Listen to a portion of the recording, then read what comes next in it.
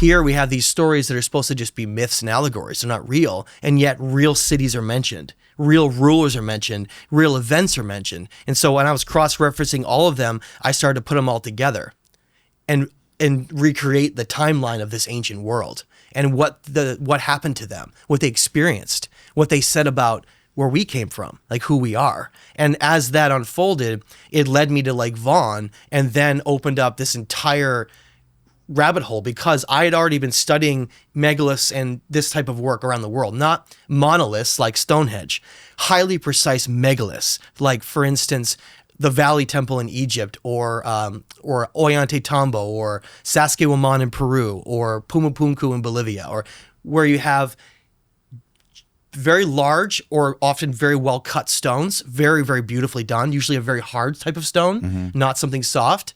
And it often has a type of architecture that either only follows two forms, and there's only two.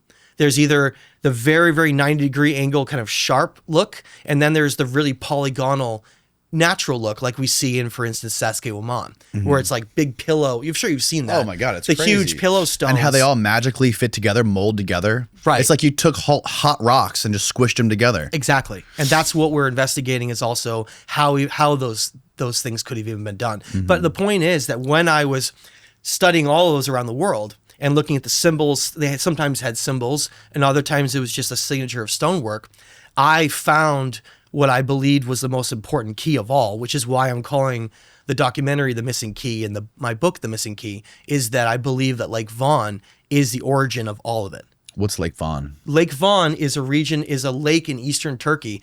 And again, this is the new kid in the block when it comes to ancient history and archaeology, right? You mentioned Turkey and everyone's like, oh, Göbekli Tepe and Karahan over and over and over again. But these areas are, to me, far more sophisticated, far more advanced, and just unknown, which is very strange.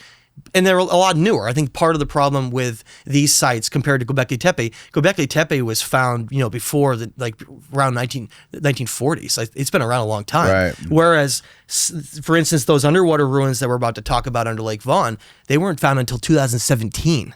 Wow. So that's a big reason why a lot of these things are not known, is because we're breaking new ground. So this Lake Vaughan is in Turkey. And, it's in far eastern Turkey, yeah.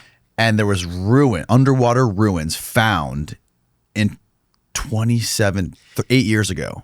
That's it. And so that person in the background, his name is Tosin Jalen. He's a famous diver and videographer. He goes all over the world. He's in like 200 documentaries. He's pretty well known. He was diving in Lake Vaughan off of a town called the Gijevez in the northern part of Lake Vaughan. He wasn't looking for ruins. He was filming underwater, these microbiolites, they're called. They're like a type of carbon formation that forms in the lake. Okay. Lake Vaughan's a very special lake. It's what's called it's the largest soda lake in the world. Soda. Meaning that it's a very alkaline, salty lake and it has no outlet. So soda has to do with a lake that has no river or water exiting. So it all gets trapped in the lake. Interesting. Which formed these really large, what they're called microbiolite formations. And so he was down there filming them because he's like a nature photographer, videographer. Yeah. And he accidentally stumbled upon what became now considered the deepest confirmed underwater ruins in the world. Again, you're going to throw out on Yonaguni or something, that's not confirmed. And in fact, what's that? Well, Robert Schoch, way back when Graham was doing his documentary, brought him out to Japan to do the diving off of Japan to look at what he thought was underwater ruins. And is this what they were showing with the Flint Dibble debate where he was showing the pictures? Yeah, maybe. Okay. And then Robert Schoch determined it was a natural formation, and then it created a bunch of chaos. But the point is it was hard to just figure out. I mean, it was like a coin flip whether it was natural or whether it was man-made. But the point is that there are people that say there's certain ruins here or whatever, but these are the deepest underwater confirmed. That's clearly bricks. These are stones that are likely andesite. Right. It's a very hard type of stone. Now that ruin you're seeing right there, they're actually scattered over quite a large area. They're as shallow as 30 feet and they're as deep as 75 feet. 75 feet underwater. Like, it's an enormous amount of water. That was one of the big things that led me to this region, was exploring those ruins, and we for the documentary we actually dove down. I drove down and got a chance to see them and swim down and see them for myself. Wow. Because they have terrible visibility down there, huh? Yeah, thank you for pulling that up. Because it's so salty, right? Yeah, that's an Armenian one though. If you go back, careful. There's Armenian and non-Armenian. Yeah, go to that left image right in the middle left. That one. Click that for me. Okay, actually not that one. I'm sorry. Scroll down a little bit. I should have sent that one. What I want to show you is the front capstone of this has symbols on it. They were really mysterious that match like ancient Egypt, and so that was what's so exciting about it. And see if he has it. I mean, I should have sent that one to him, but good. Can you go to the photos I sent you? The picture of me diving has it. So it's if you go up. Is it this one? Yeah, that one. Okay, we got it. Okay, there you go. Okay. So on what you see in front of you are two symbols. The third one is worn off, unfortunately. Now, the middle symbol is a 6-petaled flower of life-like symbol. Mm-hmm. And the one on the next to it is a counterclockwise spiral. Okay? Now, number one, this is deep underwater. And then it brings up all the questions of when was it built? What could have caused it to flood and be underwater? Right? Which is what a lot of the dating that we're going to talk about comes from, that I came up with. And then the bigger questions are, why is that symbol also at Ionis, which we'll talk about, at Kefkalesi, and then across the world in Egypt at the Osirion? And then other places as well, is like there's a giant puzzle here that we're putting together.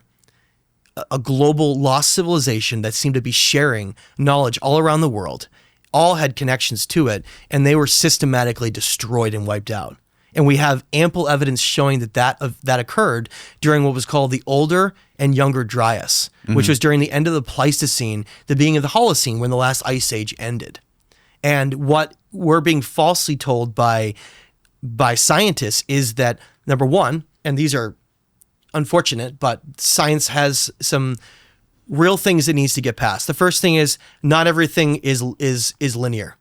It's not. Not everything is a slow linear progression. Not everything's gradual. Right. Not everything happens slowly. It just doesn't.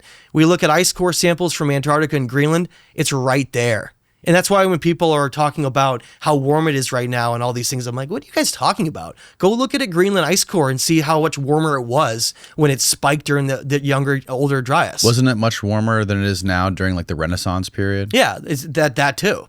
And so what the point is that when I go back and looked and started studying climatology and ice cores and others, you see that the Earth has gone through very violent and very apocalyptic, almost cyclical events where it's on like a repetition.